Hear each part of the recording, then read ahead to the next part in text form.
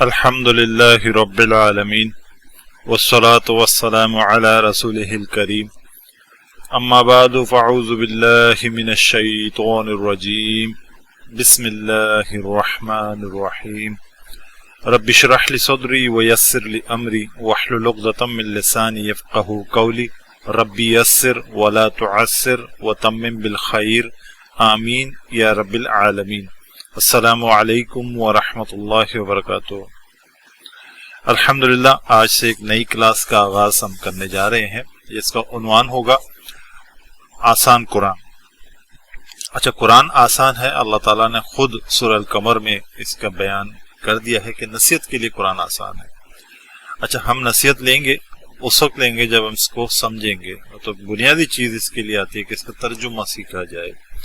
اچھا، ترجمہ ظاہر مختلف زبانوں میں ہے، لیکن میں سمجھتا ہوں کہ اردو میں اس کا ترجمہ، قرآن کا ترجمہ، بلکہ میں کہوں گا ترجمانی سب سے زیادہ آسان ہے۔ اس کی وجہ یہ ہے کہ اردو میں استعمال ہونے والے جو الفاظ ہیں، جو 3 حروف پر جتنے بھی الفاظ بنتے ہیں، 80% قرآن کریم سے یعنی کہ عربی سے لیے گئے ہیں۔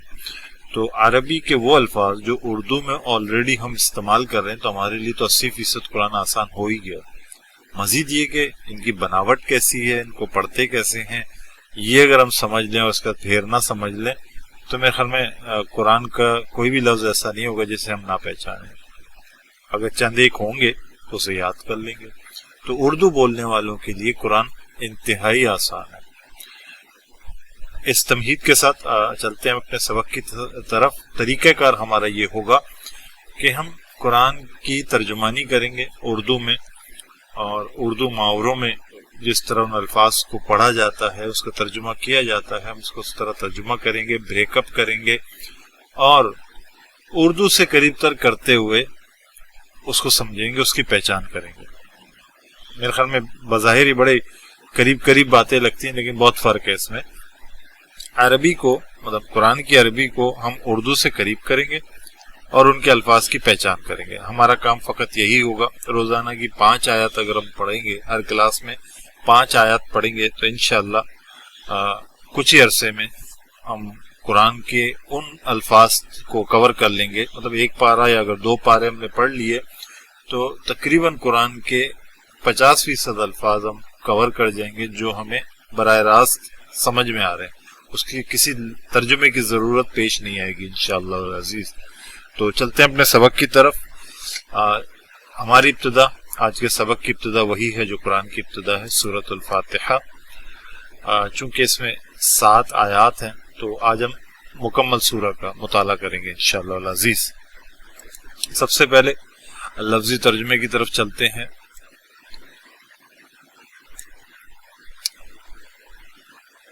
اعوذ باللہ من الشیطان الرجیم، بسم اللہ الرحمن الرحیم۔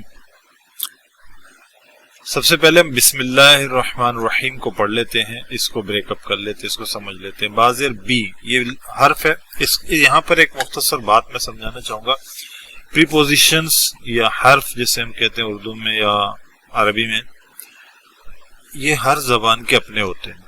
جب بھی اسے کسی دوسری زبان میں ترجمہ کیا جائے یا منتقل کیا جاتا ہے، تو اس زبان کے مطابق پریپوزیشنز یا حرف استعمال کیے جاتے ہیں۔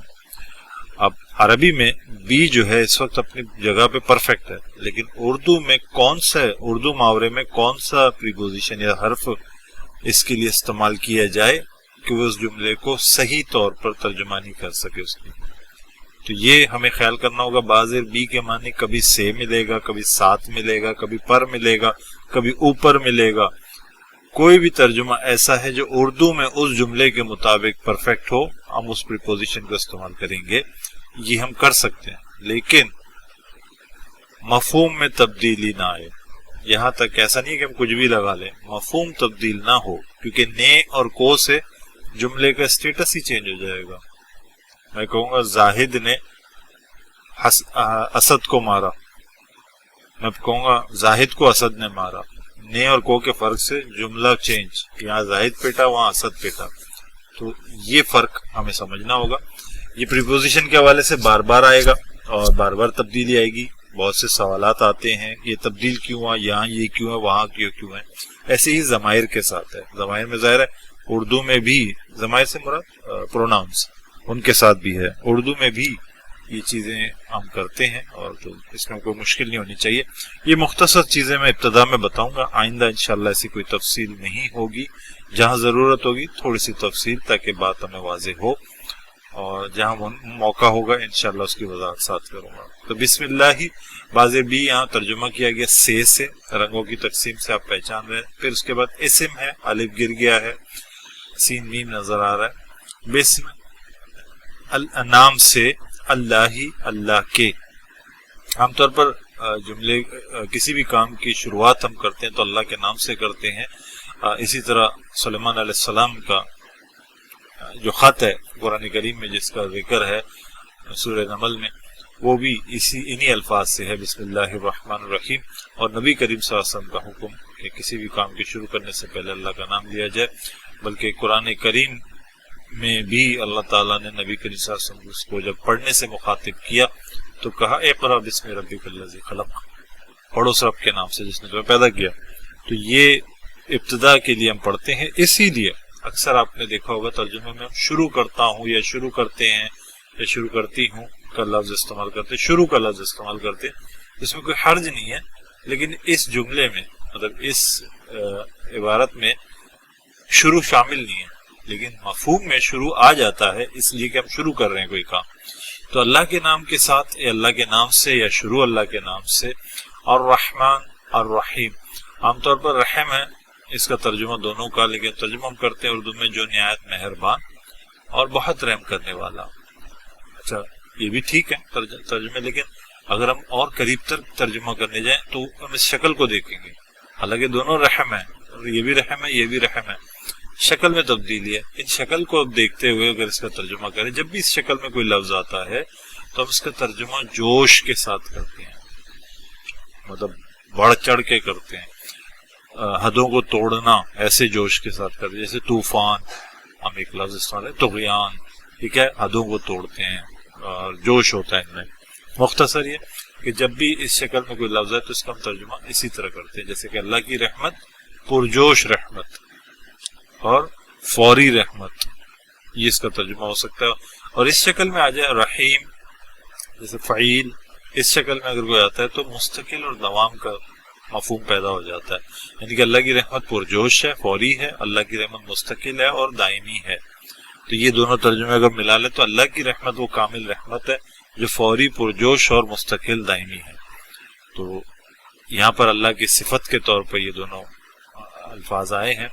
تو اللہ الرحمن الرحیم کے نام کے ساتھ یہ ترجمہ ہو سکتا ہے. دوسرا ترجمہ بسم اللہ الرحمن الرحیم، اللہ کے نام کے ساتھ جو رحمان و رحیم ہے. کوئی بھی ترجمہ آپ کر لیں.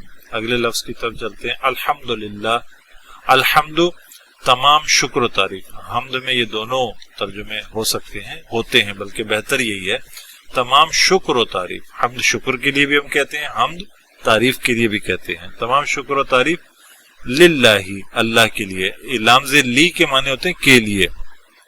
پھر لفظ اللہ، للہ اللہ کے لیے. رنگوں کی تقسیم سے یقیناً آسانی ہوگی. اللہ کے لیے. رب العالمین، رب اردو میں بھی ہم رب ہی کہتے ہیں اور پروردگار بھی کہتے ہیں. اچھا اس لفظ میں یانون زبر آخر میں آ رہا ہے، یہ جمع کی علامت ہے. جب بھی اس طرح کوئی لفظ کے آخر میں، اسم کے آخر میں آ جائے تو اس کا سب تمام کوئی بھی ترجمہ جو اس جملے کے مطابق بہتر ہو ہم اس سے کر سکتے ہیں. یہاں تمام سے کیا گیا ہے، یعنی کہ یہ لفظ جمع میں ہے. تو لفظ کیا ہے؟ عالم. عالم کہتے ہیں جہان کو. جمع میں کیا کہیں گے؟ جہانوں. رب العالمین، تمام جہانوں کا رب. یہ نیچے ترجمہ یہ لکھا ہے تمام جہانوں کا رب، یعنی ان کا ترجمہ تمام سے کیا گیا. اور الرحمن الرحیم اوپر ہم سمجھ چکے. تو یہاں تک ہم پڑھتے ہیں الحمدللہ رب العالمین الرحمن الرحیم. تمام شکر و تعریف اللہ کے لیے جو تمام جہانوں کا رب ہے، نہایت مہربان، بہت رحم کرنے والا، پرجوش رحم کرنے والا، مستقل رحم کرنے والا. مالک، مالک کہتے ہیں ملکیت، اردو میں بھی استعمال کرتے ہیں. مالک ہے. یوم اردو میں استعمال ہے دن. الدین، لین دین کے لیے لفظ آتا ہے. یہ اردو میں ہم دین کہتے ہیں، یہ وہی لفظ ہے، دین لین دین. کیا لین دین؟ روز قیامت اللہ کے حضور جب ہم پیش ہوں گے تو ہم اپنے اعمال دیں گے اور اللہ اس کا بدلہ ہمیں دے گا. تو اسی لیے بدلے کے دن کا بھی کہا جاتا ہے، اس کو سزا اور جزا کا دن بھی کہا جاتا ہے، یعنی کہ اعمال کے متعلق حساب کتاب کا دن. اس دن کا مالک کون ہے؟ اللہ رب العزت. اس آیت میں یہ بتایا جا رہا ہے مالک یوم الدین، مالک ہے بدلے کے دن کا، یوم جزا سزا کا، یا روز قیامت کا. ایا کے معنی ہوتے ہیں صرف، کا کے معنی ہوتے ہیں تیری یا تجھ، دونوں ہو سکتے ہیں. ایا کا صرف تیری ہی، نعبدو یہ نون اگر ابتدا میں اس طرح فعل کے آ جائے، نون زبر یہاں پر ہے ہم، آگے لفظ عبد، نعبدو عبادت کرتے ہیں کریں گے، دونوں ترجمے ہو سکتے ہیں. ہم عبادت کرتے ہیں کریں گے. و اور عام طور پر اور ترجمہ کیا جاتا ہے اس کا. ایا کا وہی لفظ ہے، ایا کے معنی صرف، کا تجھ سے ہی. اچھا یہاں پر تیری کیا گیا، یہاں تجھ سے. میں نے ابتدا میں بات رکھی کہ ہم اردو محاورے کے مطابق اس کو دیکھیں گے. کیوں؟ آگے لفظ آ رہا ہے مدد مانگتے ہیں، تو تجھ سے ہی مدد مانگتے ہیں، تیری مدد مانگتے ہیں، یہ جملہ مناسب نہیں لگتا. تجھ سے ہی مدد مانگتے ہیں اس طرح. پھر وہی نون زبر نہ ہے نستعین میں، نستعینو نون زبر نہ ہے، ہم کا ترجمہ کریں گے. اور عین کہتے ہیں مدد کو، عون کو، تعاون کو. الف سین تا، سین تا میں تبدیل ہو گیا. سین تا جب بھی کسی لفظ میں اس طرح آ جائے تو اس میں حاصل کرنا اور چاہنے کا مفہوم پیدا ہو جاتا ہے، مانگنے کا مفہوم پیدا ہو جاتا ہے. ہم مانگتے ہیں مدد، یہ یوں ترجمہ ہو رہا ہے، ہم مانگتے ہیں مدد. ترجمہ کیا ہوگا؟ ایاک نعبد و ایاک نستعین، ہم صرف تیری ہی عبادت کرتے ہیں اور ہم صرف تجھ ہی سے مدد مانگتے ہیں. اہدنا، اہدی ہدایت دے ہمیں، اہدی تو ہدایت دے. نون الزا نہ اس طرح لفظ کے آخر میں آ جائے، جوڑا ہوا آ جائے، اصل دال سے تو نہیں جڑ سکتا. نون الزا نہ دال جوڑا ہوا آ جائے تو اس کا ترجمہ کیا جاتا ہے ہمیں. اہدنا ہدایت دے ہمیں، الصراط المستقیم، صراط راستے کو کہتے ہیں، مستقیم سیدھے کو کہتے ہیں. صراط المستقیم سیدھے راستے کی. صراط الذین صراط راستہ، الذین الذی کا جب بھی ترجمہ کریں تو وہ جو. اب اس کا اردو میں جب ہم محاوروں میں لاتے ہیں تو ان کا، جن کا، اس کا، جس کا، اس کا جو، اس کا کسی طرح بھی ترجمہ ہو سکتا ہے. الذی اس کی واحد ہے، الذین جمع ہے، تو یہاں پر جمع کے طور پر ہے تو بتایا جا رہا ہے ان لوگوں کا جو، جمع میں نا، ان لوگوں کا جو. صراط الذین راستہ ان لوگوں کا جو انعمتا، انعام ہم کہتے ہیں نا اردو میں، انعام. اس میں مزید تفصیل ہے لیکن فی الحال انعام ہی سمجھ لیں. انعام کیا، تا اتازب تا جو لگا ہوا ہے اس کا ترجمہ ہوتا ہے تو نے. انعمتا انعام کیا تو نے. علیہم دو الفاظ ہیں، علی کے معنی ہوتے ہیں پر، ہم اصل میں ہم تھا، یہاں پر ہم بن گیا ہے، یہ ہوتا ہے اور انشاءاللہ تفصیل آئندہ آئے گی. علیہم ان پر، ہم آتا ہے جمع کے لیے سب، تو علیہم ان پر یا ان پر. غیر کے اصل معنی ہوتے ہیں علاوہ یا سوا، لیکن غیر آ جائے اور اسی جملے میں لا آ جائے تو لا کی طرح ہی ترجمہ کیا جاتا ہے اور ایک ہی کا مفہوم بھی پیدا ہو جاتا ہے. جیسے ہم کہتے ہیں دو چیزوں کی منع، یہ بھی منع ہے اور یہ بھی منع ہے، بھی کا ایک زور آ رہا ہے نا، تو اس طرح کے ترجمے میں آتا ہے. تو غیر کا لفظ اس طرح استعمال ہو رہا ہے. غیر کا یہاں ترجمہ کیا گیا نہ یا نہیں. نہ المغضوب اردو میں ہم کہتے ہیں جس پہ غضب کیا جاتا ہے اس کو مغضوب کہتے ہیں. غضب کرنے والے کو غاضب کہتے ہیں. غضب کا مطلب ہوتا ہے غضب، غصہ. مغضوب غضب کیا گیا. علیہم وہی لفظ ہے ان پر. و اور لا نہیں. الضالین ضال اردو کا لفظ ہے، گمراہ کے لیے آتا ہے، گمراہ ہوئے. اچھا جمع میں یانون زبر آ گیا جیسے ہم نے رب العالمین میں پڑھا، تو یہ جمع میں یہاں پہ سب سے ترجمہ کیا گیا. الضالین وہ سب گمراہ ہوئے. اچھا ولضالین وہ سب گمراہ نہیں ہوئے.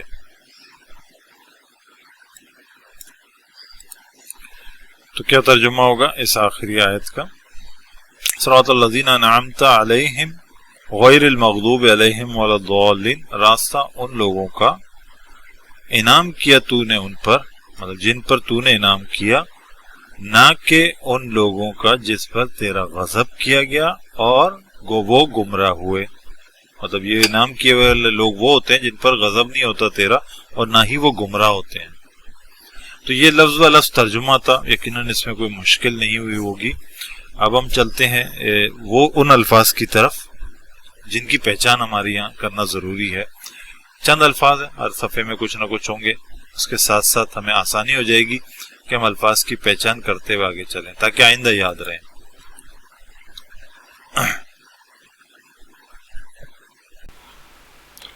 تو یہ ہمارے ہیں الفاظ کی پہچان۔ آج جو پہلا لفظ ہم سمجھیں گے الحمد۔ یہ الحمد وہاں پہ اکٹھا لکھا ہوا تھا الف لام کے ساتھ، یہ اس شکل میں بھی آتا ہے اور اس شکل میں بھی آتا ہے، دونوں کے معنی میں کوئی فرق نہیں ہے، حمد یا الحمد ایک ہی ہے، فرق کیا ہے؟ دونوں ہی اسم ہے۔ اچھا، یہ جب بولا جاتا ہے الحمد، اس کا مطلب ہے یہ خاص بات ہو رہی ہے، خاص اسم، جیسے اردو میں ہم کہتے ہیں نا خاص و عام، یہ وہی ہے۔ اور اس طرح جب آ جائے، اس شکل میں آ جائے تو اس کو عام اسم سمجھا جاتا ہے، مطلب کوئی تعریف، ایک تعریف، یہاں پر خاص تعریف۔ اچھا، خاص تعریف، تمام تعریف، یا یوں کہہ لیں تمام تعریف ہی اللہ ہی کے لیے ہے، اصل میں جو تعریف ہے وہ اللہ کے لیے ہے۔ اب جتنے بھی الفاظ آپ بنا لیں اس کو خاص کرنے کے لیے، اچھا کبھی یہ جنس کے لیے مطلب تمام کے لیے بھی آتا ہے، جیسے الانسان، تمام انسان کے لیے کہا گیا، تو الحمد تمام تعریف۔ دوسرا لفظ جو ہم نے دیکھا آج، اس کے آخر میں چلتے ہیں یانون زبر۔ یانون زبر اصل یہ بھی مذکر اسم ہے، یانون زبر ہو یا واونون زبر ہو آخر میں، تو یہ دونوں جمع کی علامتیں ہیں، جمع کی علامتیں، یعنی کہ یہ لفظ جمع میں ہے۔ عالم کا مطلب ہوتا ہے جہان، اور عالمین جہانوں۔ ایک اور لفظ ہے ایاکا، آج ہم نے پڑھا، اس کے آخر میں جو کا ہے اس کو ہم سمجھتے ہیں کا، یہ ترجمہ کیا ہو سکتا ہے ہماری زبان میں؟ جیسے میں نے کہا کہ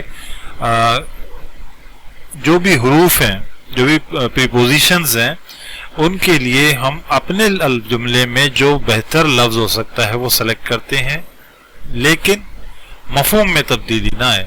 جیسے کہ کا کے لیے ہم تو بھی استعمال کر سکتے ہیں، تجھ بھی استعمال کر سکتے ہیں، تیرا بھی استعمال کرتے ہیں، جیسے ایاکا تیری، صرف تیری، ایاکا صرف تجھی، اس طرح نا، تو تو، تجھ، تیرا، تیری، آپ بھی استعمال کرتے ہیں۔ اچھا، آپ میں آخر میں لکھتا ہوں، آپ چونکہ ایک جمع کا صیغہ آتا ہے، اللہ سے ہم دعا کرتے ہیں نا، اللہ تو ہی عطا کرنے والا ہے، تو ہی بخشنے والا ہے، تو اس تو میں ایک توحید کا اظہار ہے، اس لیے میں تو کو پریفر کرتا ہوں۔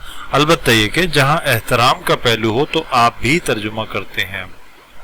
اگلا لفظ ایک آیا ہمارے پاس نعبدو، یہ نون زبر نا اس طرح آ جائے تو اس کا ترجمہ کرتے ہیں ہم، نعبدو، انشاءاللہ پھر تفصیل آئے گی آئندہ، فی الحال اس کو اتنا سمجھتے ہیں، نون زبر نا ہم سے ترجمہ کیا جاتا ہے۔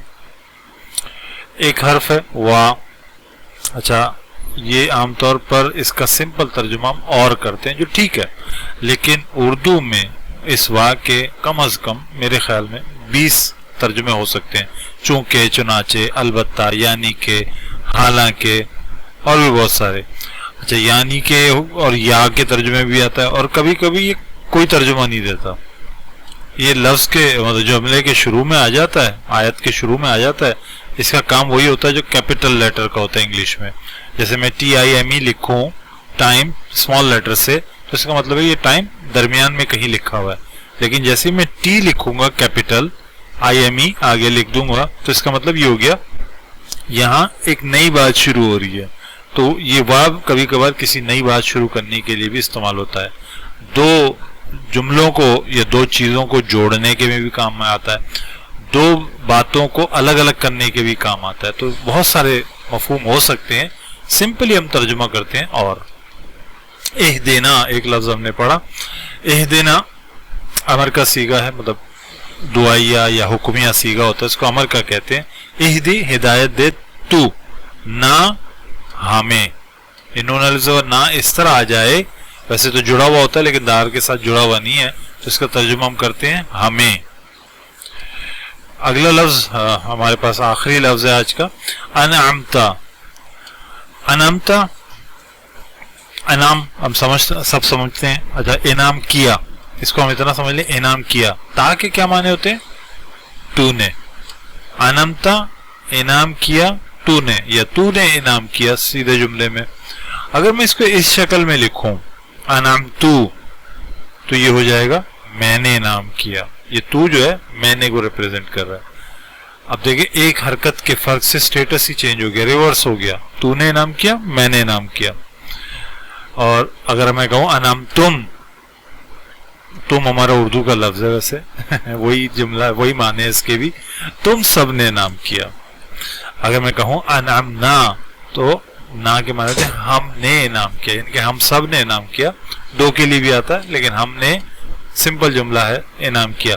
اچھا یہاں پر بھی نا ہے اور یہاں پر بھی نا ہے، یہاں پر میں نے ترجمہ کیا ہمیں، یہاں پر میں نے ترجمہ کیا ہم نے۔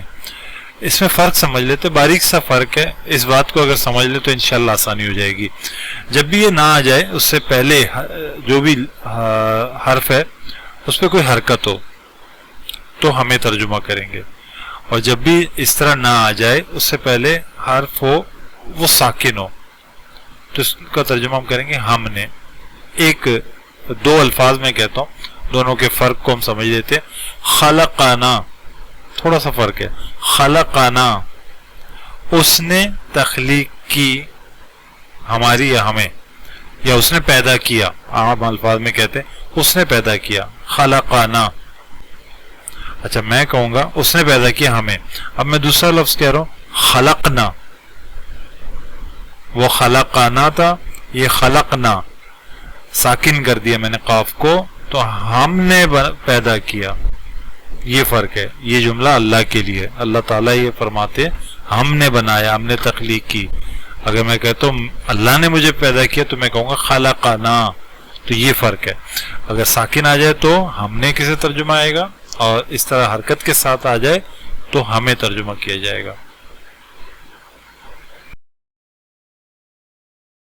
آگے چلتے ہیں۔ اب یہ جو صفحہ ہے ہمارے سامنے، جو اسکرین ہے، اس میں میں کہتا ہوں کہ ہم اردو سے قریب تر کر کے عربی کو پڑھیں گے۔ وہ کیا ہے میں آخر میں بتاؤں گا۔ رواں ترجمہ کر لیتے ہیں۔ الحمدللہ رب العالمین، تمام شکر و تعریف رب العالمین کے لیے ہے، تمام جہانوں کے رب کے لیے ہے۔ الرحمن الرحیم، جس کی رحمت پرجوش اور مستقل اور دائمی ہے، جس کی جو نہایت رحم کرنے والا اور بڑا مہربان ہے۔ مالک یوم الدین، روز جزا و سزا کا مالک ہے، بدلے کے دن کا مالک ہے۔ ایاک نعبد و ایاک نستعین، ہم صرف تیری ہی عبادت کرتے ہیں اور ہم صرف تجھ ہی سے مدد چاہتے ہیں یا مانگتے ہیں۔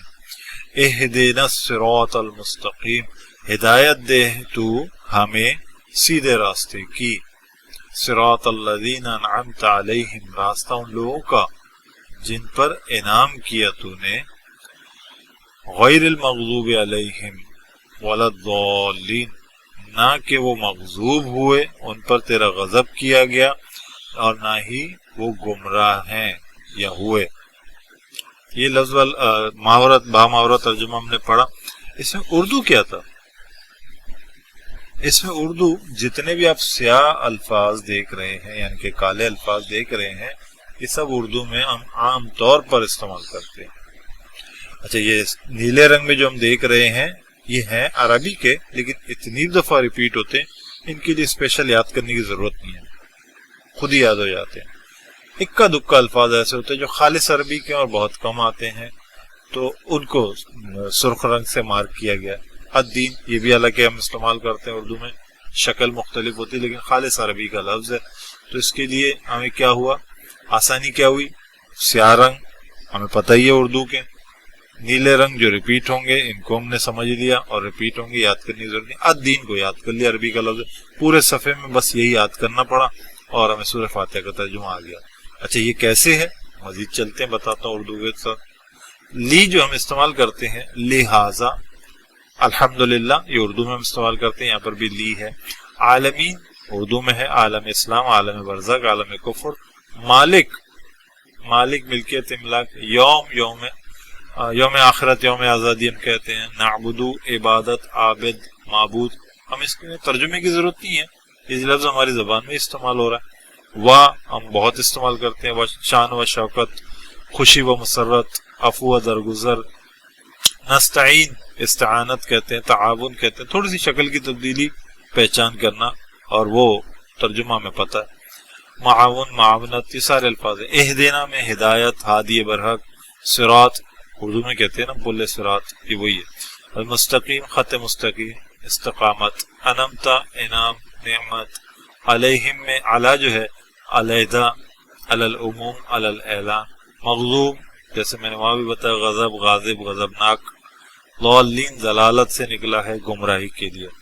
تو اس طرح اگر ہم رواں ترجمے میں اردو کو پہچان لیتے ہیں تو ہمارے لیے کچھ بھی مشکل نہیں ہے۔ الحمدللہ آج کا یہ سبق ہمارا اپنے اختتام کو پہنچا، امید ہے اس میں کوئی دشواری نہیں ہوگی، اگر کوئی بات ہو، کوئی سوال ہو تو آپ براہ راست مجھ سے پوچھ سکتے ہیں، میرا واٹس ایپ نمبر یہاں درج ہے، یا یوٹیوب پر چینل کے نیچے آپ اس لیکچر کے نیچے کمنٹ بھی دے سکتے ہیں، اس میں بھی پوچھ سکتے ہیں۔ سبحانک اللہم و بحمدک نشہد ان لا الہ الا انت نستغفرک و نتوب الیک۔ جزاکم اللہ خیر، السلام علیکم ورحمۃ اللہ وبرکاتہ۔ آخر میں ایک بات کہنا چاہوں گا، اگر آپ سمجھتے ہیں کہ یہ طریقہ ایسا ہے کہ جس سے آپ کو قرآن آسانی سے سمجھ میں آ رہا ہے اور آپ اس سے فائدہ اٹھا سکتے ہیں، تو میری درخواست ہے کہ آپ اس چینل کو سبسکرائب کریں تاکہ جب بھی ہم کچھ اپلوڈ کریں تو آپ تک فوری طور پر پہنچ جائے، اور آپ سمجھتے ہیں کہ یہ دوسروں تک بھی پہنچنا چاہیے تو میری گزارش ہوگی کہ اسے دوسروں کے ساتھ شیئر ضرور کیجیے گا تاکہ دوسرے بھی اس سے مستفید ہو۔ جزاکم اللہ خیر، السلام علیکم ورحمۃ اللہ وبرکاتہ۔